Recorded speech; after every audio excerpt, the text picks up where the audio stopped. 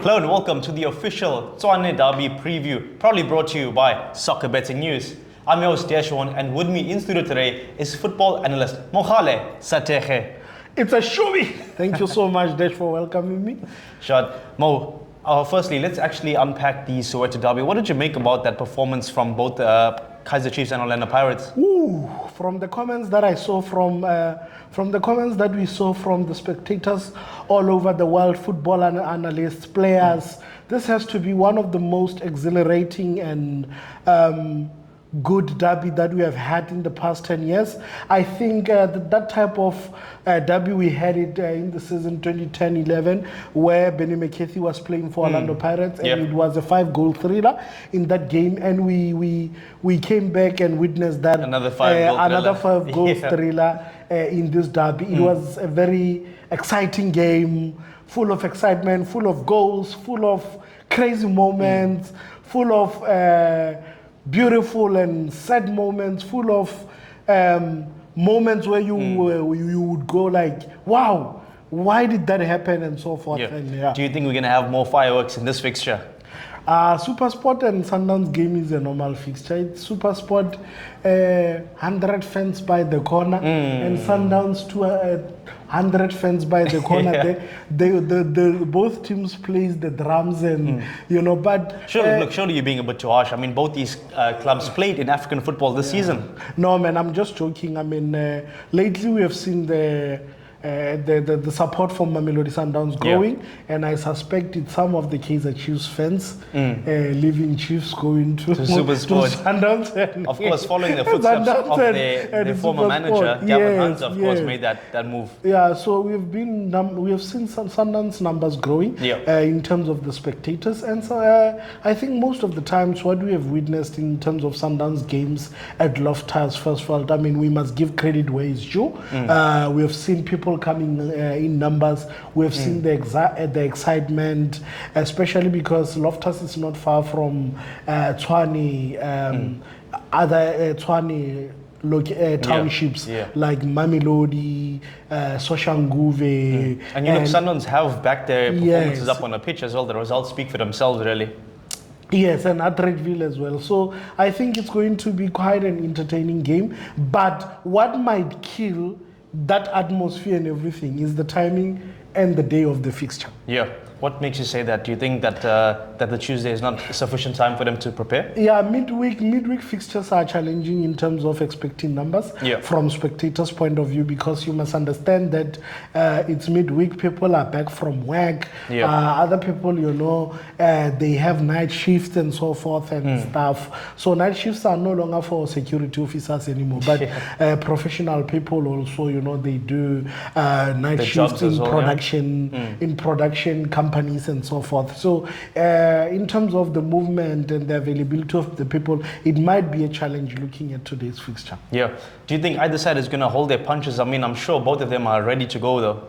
Like I said, people will always think that I'm crazy or something. No one is going to hold punches head-to-head with Sundowns except for Pirates, because the teams can match each other pound to pound where talent is concerned. Yeah. Do you think with the number of players that have left SuperSport to go to Mamelodi Sundowns, it's an audition for the 11 that Gavin Hunt puts out?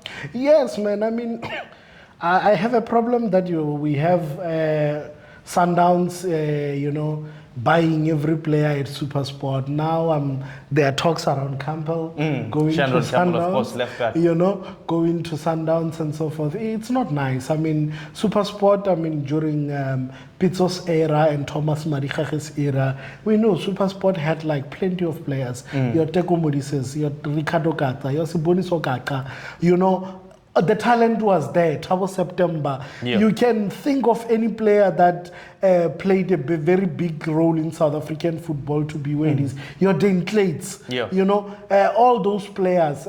We used to watch a very different SuperSport, and I can tell you, 80% of the players that played for SuperSport, they ended up going to Sundowns. Anthony Lafont, Lila Kay, Elias Pelembe. I mean, it's I don't know, man. But the list goes on and on. I mean, even Grant Margaman went and then he came back now. So it's just a matter of time. But look, let's look at that SuperSport team.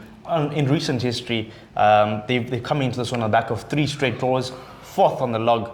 Do you think maybe it's not the best time to play Mamelodi Sundowns? It is actually not the right time for today. We are going to see Gavin kicking bottles, and we know him because he will be feeling like the boys are not doing good enough to neutralize Sundowns. Sundowns is a moving train, like I told you. They are going to murder. They have this style of play in terms of playing football, and I think only smart teams that match them pound to pound can actually neutralize them in that regard. But looking at the 3 game streak of SuperSport United, it's not looking good for them. 100%. I think they've only scored 3 goals, if I'm not mistaken, in that run as well. Let's move our attention over to Mamelodi Sundowns now. Do you think that there is a chink in that armor? I'm sure if you were Gavin Hunt, or rather his advisor, what would you tell him? Where can the SuperSport team actually hurt Mamelodi Sundowns? You can't hurt Sundowns here. I can't give him any advice. Yeah. The very same way I can't give Chiefs or Pirates advice when you play with Sundowns. I'll just say, guys, we are playing Sundowns. Let's go and see what happens. Because you'll never know with Sundowns. First 11, the guy might come back now, Rulani, with 6 different players that played over the weekend. You plan for the players who played against. Is it cheaper? During the weekend, Sundowns won 1-0. It's cheaper. Yeah. So you plan against those players who played cheaper. Now the guy throws different players in the deep end, and you start.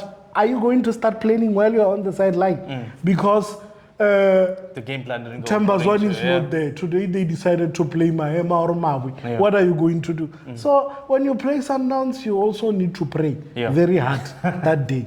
Of course. Well, the squad depth is quite comprehensible. I mean, they can name up to 3 teams and they'll have a team that's willing to go out and play and rather beat every single PSL team out there. It's so insane, Dash. I didn't even realize that Mutovimvala is currently recovering from injury. Yeah. Because they played all those games without him, and they even Sereno. Yes, they were still. Look now, all those South American players going forward, playing together. Look at how quick, in a short period of time, they found the combination amongst each other. What can you do to such kind of a team? Okay, let me actually rephrase my question now. I know this fixture is going to take place at Loftus. A few weeks ago, Sundowns welcomed Orlando Pirates in the Tshwane Lodge Derby. That fixture, Pirates played a very high press. I think they almost had a chance in the opening stages, if I'm not mistaken.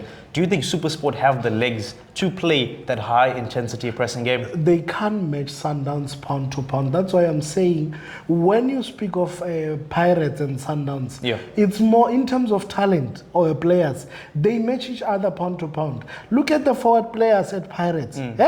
Mahopa, Mabasa, Erasmus, Maro. Saleng as well. Saleng. You can throw any player any time of the day to play there.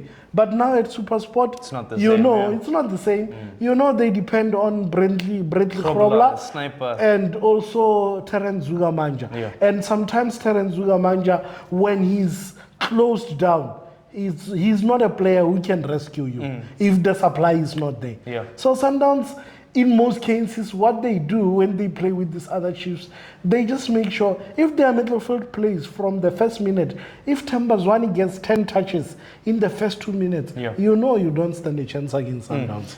Is that a case of SuperSport's own doing though? Because, we've mentioned how many players have moved from SuperSport to Mamelodi Sundowns, and, some might even say SuperSport is the Mamelodi Sundowns Academy.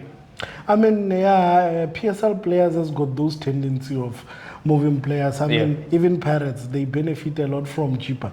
Look, Pirates just got Libito now, Va. SuperSport, when it tries to get together, talents, something happens. Why did Pirates take Talentum Bata on loan? The plan was just to buy him from SuperSport. And apparently, if we are not aware, Talentum Bata, they've made a conclusion. A contract is concluded. He's a Bucks player right now. So now you understand that the position, the void that he left there, now he's going to Pirates to add on that strong midfield of 6 to 7 players that you have to choose from every game. And here comes SuperSport with 2-3 players. I mean, come on, man. Dash. Okay, let's move the conversation over to the head coaches now. Gavin Hunt versus Rulani Mokwena. Now, Hunt did come out and say to the media that if SuperSport had the same money that Sundowns did, they would also be winning trophies. Do you think he's kind of protecting himself ahead of maybe an impending loss? You know, if there is a press conference today, they will be very chilled. Ne? But I can't wait for the post match analysis, because I know Gavin is gonna be saying something. his things. Yeah. He's got something in the He's pipeline. gonna be like, oh, you know, Kevin comes here and complain about not having players. I mean, SuperSport is SuperSport. It's a big team. Yeah. They can buy players. Whereas he forgets that this is the very same coach who took, like, is it 3 best players at SuperSport last season or the previous season? Yeah. Mbule, and you know, they just go and fetch the Grand Gekana.